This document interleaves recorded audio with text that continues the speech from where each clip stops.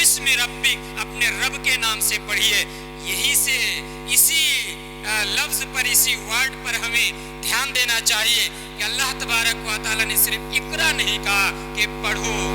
इसलिए मैं ये इस पर जोर दे रहा हूँ कि आज पढ़ाई पर तो हमारा बहुत ज्यादा जोर है। हम पढ़ाई लिखाई के मैदान में आज बहुत शौक से हम कूद पड़े हैं।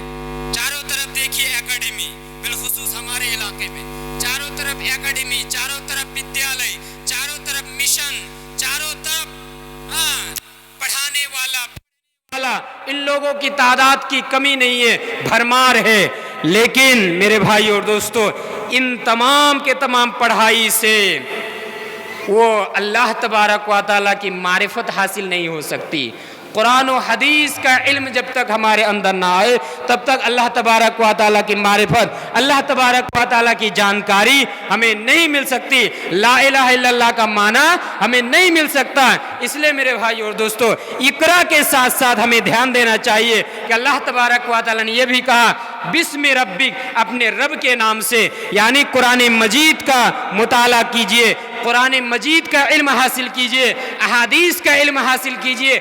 ये सबसे पहले हमारे लिए ज़रूरी है। अगर कुरान और हदीस का इल्म हमने हासिल नहीं किया तो हम तमाम के तमाम उलूम को सीख लेंगे, तमाम के तमाम ज्ञान हमारे पास रहेंगे। केमिस्ट्री की ज्ञान हमारे पास रहेगा, हिस्ट्री का ज्ञान हमारे पास रहेगा, मैथमेटिक्स का ज्ञान हमारे पास रहेगा, जियोग्राफी का ज्ञान हमारे पास रहेगा, तमाम के तमाम उलूम हम जान लेंगे। लेकिन अगर कुरान और हदीस का इल्म हमने नहीं सीखा तो फिर ये तमाम के तमाम उलूम बेकार है, रायगा है, नष्ट है, तबाह व बर्बाद है। ये तमाम के तमाम उलूम हमें कोई फ़ायदा नहीं पहुंचा सकता। इसलिए हमें ध्यान देना चाहिए कि अल्लाह तबारक व तआला ने जो नबी सल्लल्लाहु अलैहि वसल्लम पर पहली वही उतारी, इकरा बिस्मि रब्बिक, ऐ नबी सल्लल्लाहु अलैहि वसल्लम आप पढ़िए बिस्मि रब्बिक, अपने रब के नाम से। हाँ, आप कुरान और हदीस पढ़ने के बाद आप दूसरे उलूम भी सीख सकते हैं। उन तमाम उलूम को भी आप वक्त की ज़रूरत के मुताबिक सीख सकते हैं, उसमें कोई कबाहत नहीं, कोई परेशानी की बात नहीं, कोई हर्ज नहीं। लेकिन बिस्मि रब्बिक, रब का नाम होना चाहिए। कुरान पढ़िए रब के नाम से, हदीस पढ़िए रब के नाम से, मैथमेटिक्स पढ़िए रब के नाम से, केमिस्ट्री पढ़िए रब के नाम से, हिस्ट्री पढ़िए रब के नाम से, बायोलॉजी पढ़िए रब के नाम से। जो भी इल्म हासिल कीजिए रब का नाम होना चाहिए। मैथमेटिक्स पढ़ते हुए सूद का मैथ करते हुए ये ध्यान नहीं जाना चाहिए कि ये सूद हलाल है, सूद की कमाई हम कमा सकते हैं, ऐसा नहीं होना चाहिए। हमें हमेशा रब का नाम, अल्लाह का नाम, हमेशा अल्लाह को साथ में लेकर के चलना चाहिए। इसीलिए अल्लाह तबारक व तआला ने इकरा के साथ बिस्मि रब्बिक लगा दिया कि पढ़ो अपने रब के नाम से। तो मेरे भाई और दोस्तों, सबसे पहले हमारे लिए जो ज़रूरी है वो क्या है कि हम strong base of knowledge of शरिया, शरीयत का मजबूत ज्ञान हासिल करें।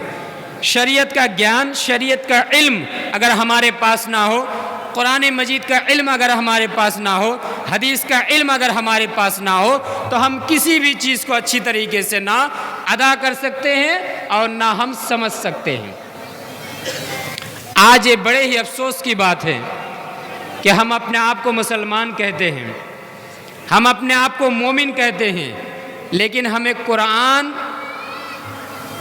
देख देख करके पढ़ना भी नहीं आता, तिलावत भी करना नहीं आता। ये अफसोस की बात है कि नहीं? हम अपने आप को मुसलमान कहें, हम अपने आप को मोमिन कहें, हम अपने आप को नबी के उम्मती कहें, और हमें अपना धर्म ग्रंथ, अपनी किताब, जिस किताब के अंदर तमाम विधानों को बयान किया गया, जो जीवन विधान है, उस किताब के अंदर कौन कौन सा विधान है, कौन कौन सा कानून है, कौन कौन सा आर्टिकल है, कौन कौन सी चीज़ें हैं, क्या क्या चीज़ों को बयान किया गया है, कीमती चीज़ें हैं या क्या है, इन तमाम चीज़ों के बारे में हमें कुछ पता नहीं। हमें कुछ पता नहीं। कुरान हमें उच्चारण नहीं करना आता और हम अपने आप को मुसलमान कहते हैं, हम अपने आप को मोमिन कहते हैं। ये बड़े ही अफसोस और दुख की बात है मेरे भाई और दोस्तों कि हम अपने आप को मुसलमान कहें, अपने आप को मोमिन कहें, अपने आप को ईमानदार कहें, अपने आप को नबी का उम्मती कहें, लेकिन हमें कुरान पढ़ना ना आए, कुरान का मुताला ना करना आए, कुरान हमें समझना अभी तक नहीं आया। इसलिए अगर हम अपने आप को आदर्शवान बनाना चाहते हैं, अपने परिवार को अगर आदर्शवान परिवार बनाना चाहते हैं, तो ज़रूरी है सबसे पहले कि हम strong base of knowledge of शरिया, शरीयत की हम मजबूती के साथ शरीयत का ज्ञान हासिल करें। ये बहुत ही ज़रूरी है। लेकिन कुरान और हदीस का इल्म जिन मदरसों में होता है, कुरान और हदीस का ज्ञान जिन विद्यालय में दिया जाता है, कुरान और हदीस का ज्ञान जिन स्कूलों में दिया जाता है, जिन मदरसों में दिया जाता है, ऐसे मदरसों में हम अपने बच्चों को, अपनी बच्चियों को देना हम गवारा नहीं करते, हमें पसंद नहीं है कि हम जामिया फैज़ हक्कानिया जैसे मदरसा में अपने बच्चे और बच्चियों को दाखिला कराए, जामिया इब्राहिमिया मारपुर जैसे मदरसा में हम अपने बच्चों को एडमिशन कराए, हाँ, जामिया लखीपुर ऐसे मदारिस में जहाँ कुरान और हदीस की तालीम होती हो, जहाँ कुरान और हदीस को समझाया जाता हो, ऐसे उलूम से, ऐसे ज्ञान से, ऐसी पढ़ाई से हमें दिलचस्पी नहीं है, ऐसे पढ़ाई की तरफ हमारा शौक़ नहीं है, हमारा ध्यान नहीं है, फिर भी हम अपने आप को मुसलमान कहते हैं, फिर भी हम अपने आप को मोमिन कहते हैं। हमें शर्म नहीं आती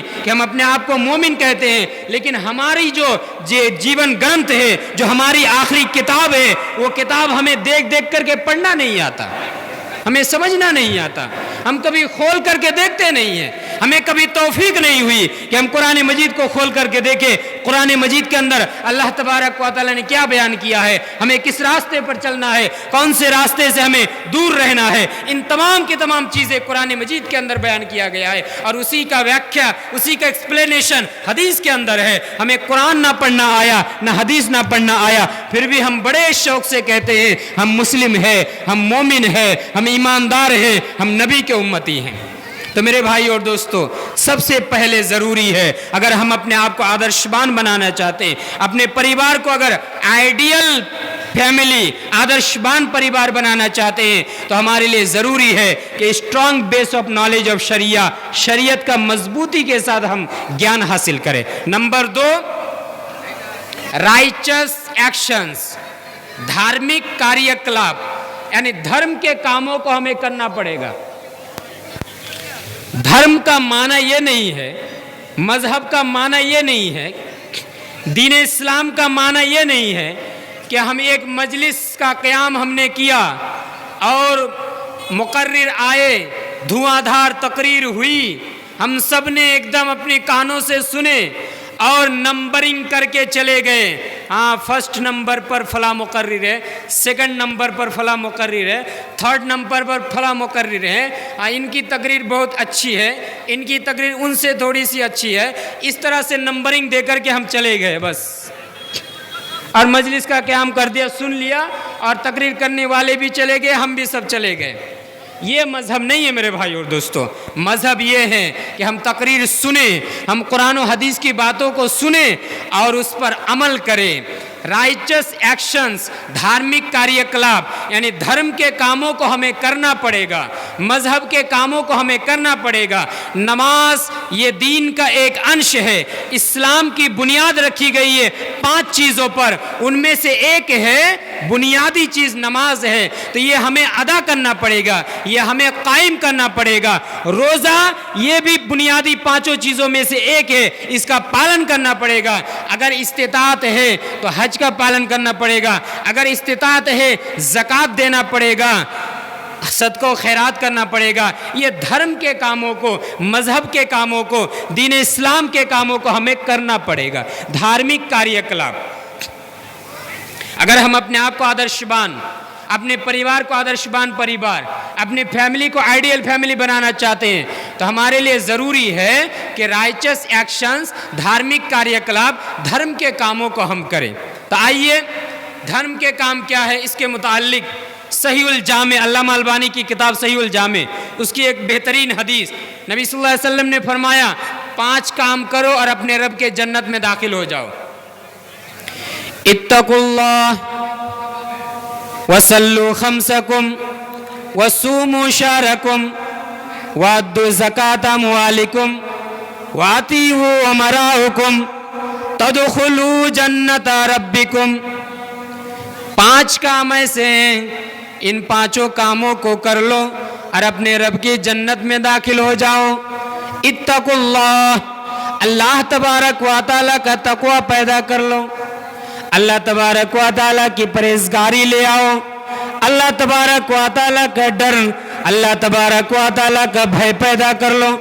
तुम्हारे दिलों के अंदर अल्लाह तबारक व तआला का डर हमेशा रहना चाहिए, अल्लाह तबारक व तआला का भय हमेशा रहना चाहिए, अल्लाह तबारक व तआला का तकवा यह तुम्हारे दिलों के अंदर होना चाहिए। इत्तकुल्लाह, अल्लाह तबारक व तआला से डरो, अल्लाह तबारक व तआला से डरने वाला बन जाओ। नंबर 2, वसल्लु खमसकुम, और 5 वक्त की नमाज कायम कर लो। वसूमु शहरकुम, और नंबर 3, रमज़ान महीने के रोज़े का पालन कर लो।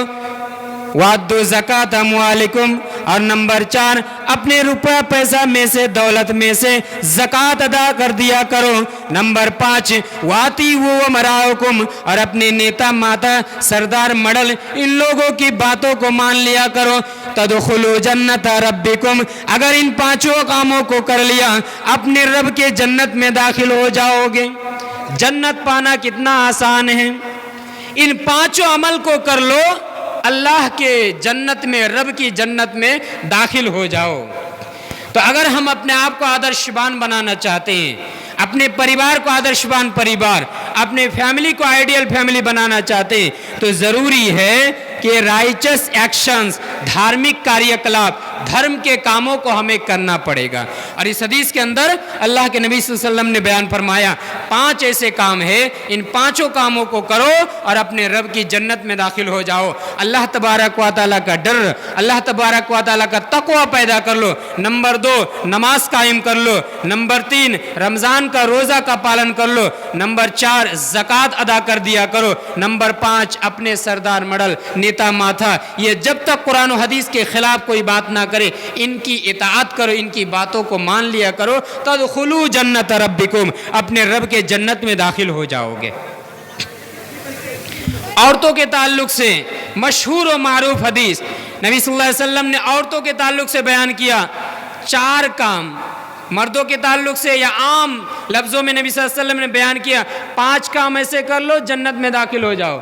लेकिन औरतों के बारे में नबी सल्लल्लाहु अलैहि वसल्लम ने क्या, 4 ऐसे काम हैं, अगर कोई औरत 4 काम कर लेती है तो वह जन्नत के 8 दरवाज़ों में से जिस दरवाजे से दाखिल होना चाहे वो दाखिल हो सकती है।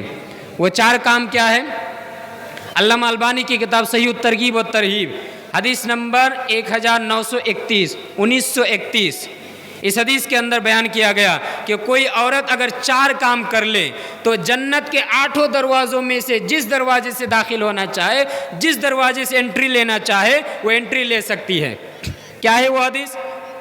इदा सल्लतिल मरअतु खम्सहा व सामत शहरहा व हसनत फरजहा व अताअत बालहा दखलत मिन अय्याबवाबिल जन्नति शात।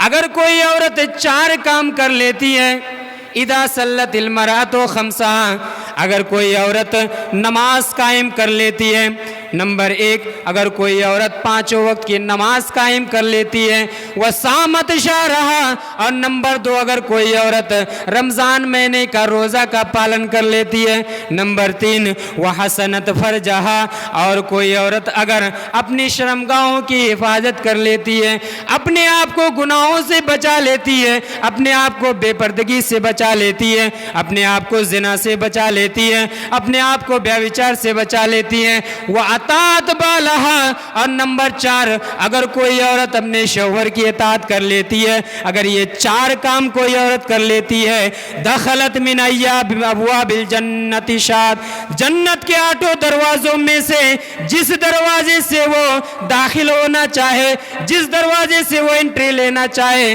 वो एंट्री ले सकती है, जिस दरवाजे से दाखिल होना चाहे वो दाखिल हो सकती है। लेकिन शर्त है कि वो 4 काम कर ले, नमाज नमाज कायम कर ले, रोज़ा का पालन कर ले, अपनी शर्मगाहों की हिफाजत कर ले, अपने शौहर की इताअत कर ले, इन चारों कामों को अगर कोई औरत कर लेती है, वो जन्नत के 8 दरवाज़ों में से जिस दरवाजे से दाखिल लेना चाहे, जिस दरवाजे से एंट्री लेना चाहे, उस दरवाजे से एंट्री ले सकती है। उसे कोई रोकने वाला, कोई टोकने वाला, कोई बाधा देने वाला नहीं रहेगा। कितना आसान है जन्नत हासिल करना, जन्नत पाना कितना आसान है। औरतों के बारे में हम बयान किया गया, 4 काम कर ले वो जन्नत के 8 दरवाज़ों में से, जन्नत के 8 दरवाजे हैं, जन्नत के 8 दरवाज़ों में से जिस दरवाजे से दाखिल होना चाहे दाखिल हो सकती है। लेकिन ये चारों कामों को करना ज़रूरी है।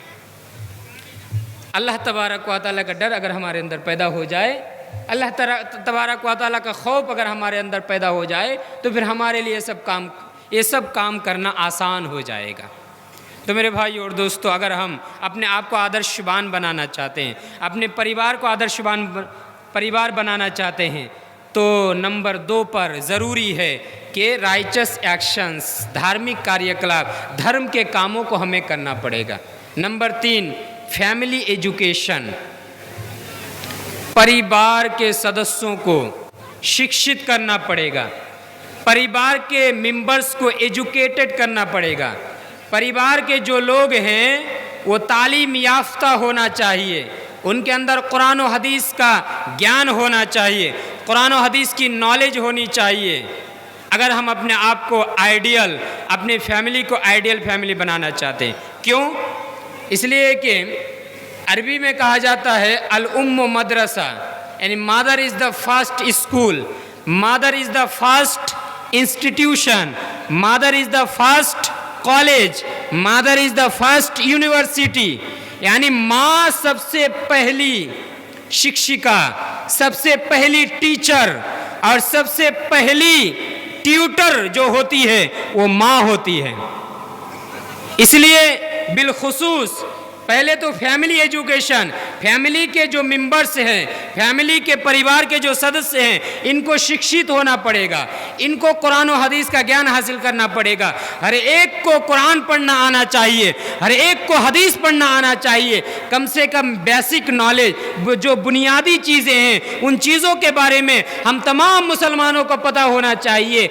ये ज़रूरी है हमारे लिए, अपने आप को आदर्शवान बनाने के लिए, अपने परिवार को आदर्शवान परिवार बनाने के लिए ये ज़रूरी है कि कम से कम बेसिक नॉलेज कुरान और हदीस के बारे में, शरीयत के बारे में, फंडामेंटल जो चीज़ें हैं वो हमारे पास उसका ज्ञान होना चाहिए, उसकी नॉलेज हमारे पास होनी चाहिए। और बिलखुसूस माओं को शिक्षित करनी पड़ेगी, माओं को शिक्षा देना पड़ेगा।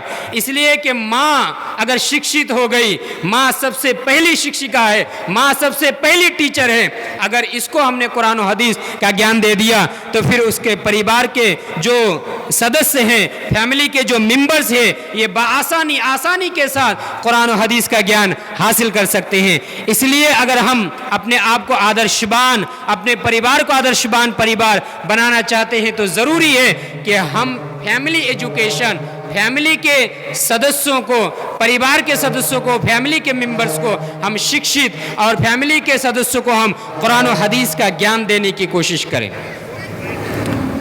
Number 4, learn your role and responsibility in the family. Family में, परिवार में आपका रोल, आपका भूमिका, आपकी जिम्मेदारी, आपका कर्तव्य, आपकी ड्यूटी क्या है, आपका काम क्या है, ये ज़रूरी है कि आप उसको अंजाम दें। आप पिता है, पिता होने की हैसियत से आपकी क्या जिम्मेदारी है ये आपको समझना पड़ेगा और उसे अदा करना पड़ेगा। माँ होने की हैसियत से आपकी क्या कर्तव्य है उसका पालन आपको करना पड़ेगा। आप बड़े भाई हैं, आपकी क्या ड्यूटी है, आपकी क्या जिम्मेदारी है, ये आपको समझना पड़ेगा। नबी सल्लल्लाहु अलैहि वसल्लम ने इरशाद फरमाया, मशहूर और मारूफ हदीस है, अला कुल्लुकुम राइन व कुल्लुकुम मसऊलुन अन रइयती। सुनो, तुम में से हर एक जिम्मेदार है और हर एक को अपनी अपनी जिम्मेदारी के बारे में जवाबदेही करनी पड़ेगी। हर एक को अपनी अपनी जिम्मेदारी के बारे में अल्लाह तबारक व तआला सवाल करेगा, पूछा जाएगा अपनी ड्यूटी और अपनी जिम्मेदारी के बारे में। इसलिए अगर हम अपने आप को आदर्शवान, अपने फैमिली को आइडियल फैमिली, अपने परिवार को आदर्शवान परिवार बनाना चाहते हैं तो ज़रूरी है learn your role and responsibility in the family. आपकी रोल और आपकी रिस्पॉन्सिबिलिटी, आपकी भूमिका, आपकी जिम्मेदारी, आपकी कर्तव्य और आपकी ड्यूटी क्या है ये आपको समझना पड़ेगा और उसके मुताबिक आपको आगे बढ़ना पड़ेगा। वो जिम्मेदारी का हक आपको अदा करना पड़ेगा।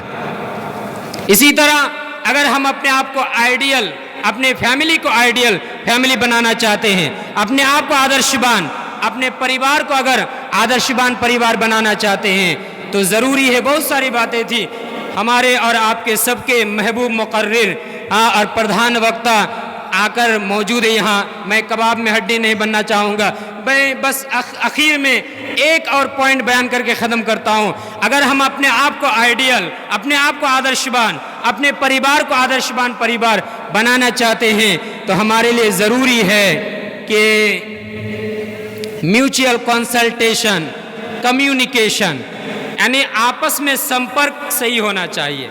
फैमिली मेंबर्स का आपस में रिलेशन सही होना चाहिए। आज तो ये हाल है कि बाप बेटे से बात नहीं करता, बेटा बाप से बात नहीं करता, माँ बेटी से बात नहीं करती, बेटी माँ से बात नहीं करती, भाई बहन से, बहन भाई से।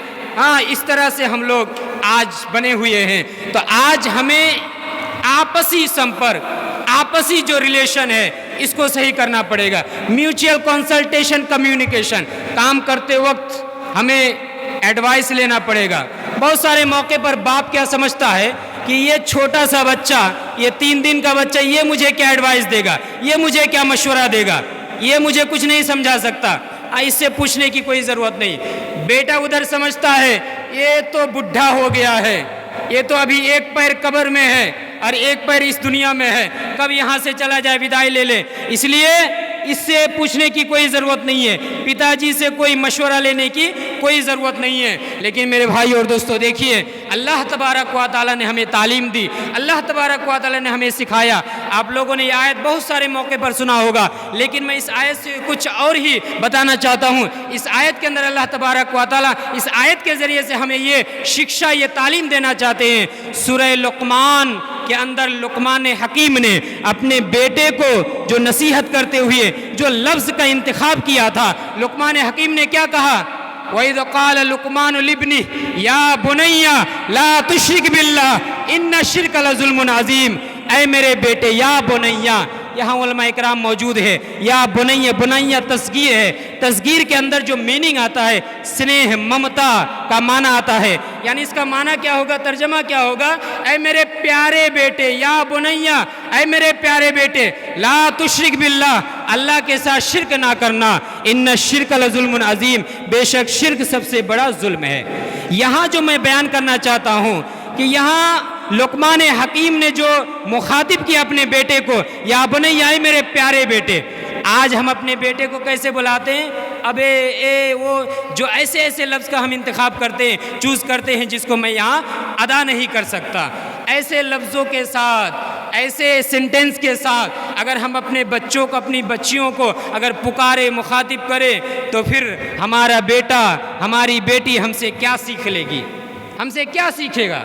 इसलिए मेरे भाई और दोस्तों, हमें आपसी मोहब्बत, आपसी रिलेशन, आपसी संपर्क, कम्युनिकेशन, म्यूचुअल कंसल्टेशन होना चाहिए। इब्राहिम अलैहिस्सलाम को जब ख्वाब में दिखाया गया कि इस्माइल अलैहिस्सलाम को ज़बह कर रहे हैं, तो उन्होंने अपने बेटे से मशवरा किया, या बुनय्या इन्नी अरा फिल मनाम अन्नी अज़बहुका फंजुर माज़ा तरा। ऐ मेरे बेटे, मैंने ख्वाब में देखा कि मैं तुझे ज़बह कर रहा हूँ, तुम्हारी क्या राय है, तुम्हारा क्या मशवरा है, तुम क्या कहना चाहते हो। क्या ज़रूरत थी इब्राहिम अलैहिस्सलाम को इस्माइल अलैहिस्सलाम से पूछने की, ऐ मेरे बेटे तुम्हारी क्या राय है, तुम्हारा क्या मशवरा है, तुम क्या कहना चाहते हो। लेकिन नहीं, इस आयत के ज़रिए से भी कुरान मजीद के अंदर अगर हम गौर व फिक्र करेंगे तो हर एक लफ्ज़ के अंदर, हर एक वर्ड के अंदर, हर एक सेंटेंस के अंदर पॉइंट छुपा हुआ है, बस हमें वो समझने की ज़रूरत है। इब्राहीम अलैहिस्सलाम ने जो मशवरा किया, अल्लाह तबारक व तआला इस आयत के ज़रिए से भी हमें ये शिक्षा और ये तालीम देना चाहते हैं कि हमें किसी भी काम को करने से पहले आपसी मशवरा कर लेना चाहिए, म्यूचुअल कंसल्टेशन होना चाहिए, कम्युनिकेशन होना चाहिए। तो अगर हम अपने आप को आदर्शवान, अपने परिवार को आदर्शवान परिवार, अपने फैमिली को आइडियल फैमिली बनाना चाहते हैं तो हमारा इस तरह से संपर्क अच्छा होना चाहिए। म्यूचुअल कंसल्टेशन और कम्युनिकेशन के साथ हमें आगे बढ़ना चाहिए। मेरे भाई और दोस्तों, आखिर में अल्लाह तबारक व तआला से दुआ है, या रब्बल आलमीन तो हम तमाम मुसलमानों को कुरान और हदीस के मुताबिक अपनी ज़िंदगी गुजारने की तौफीक अता फरमा। आमीन। तक़ब्बल या रब्बल आलमीन। व आखिर दावाना अनिल हम्दुलिल्लाहि रब्बिल आलमीन। अस्सलामु अलैकुम व रहमतुल्लाहि व बरकातुहू।